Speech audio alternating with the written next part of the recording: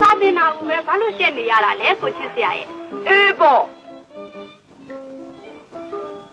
ကျုပ်တော့တင်ပါမယ်လို့ဦးကြီးကိုပြောထားတာနဲ့ဗျာ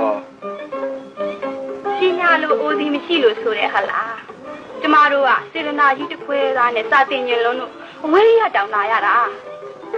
စာတက်တော့တချင်းသာလည်းကျင့်နိုင်တယ်ရေးသားသာလည်းရေးနိုင်တာပေါ့အေးဟုတ်ပါပါဟုတ်ပါ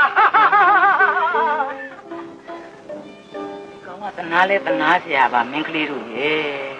လူတဲလဲမဝင်စမြန်တော့နိုင်ငံတုန်းကလည်းဘယ်ဘူးမှလည်းကြောက်ဖူးတာလည်းမဟုတ်ပါဘူး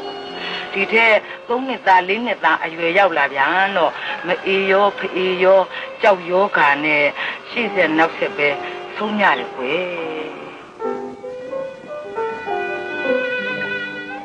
သူတွေးလေးမေလုံးဆိုတဲ့အပြူကြီးကသူ့ကိုကောက်မွေးထားရတာဆရာမရဲ့အဲ့တော့ဒီအရက်ဆိုတာကလုံးမကိုင်းမထမင်းတလုတ်စားရတော့ဘယ်စားလို့ဘာလို့ဘယ်တင်နိုင်လိမ့်မလို့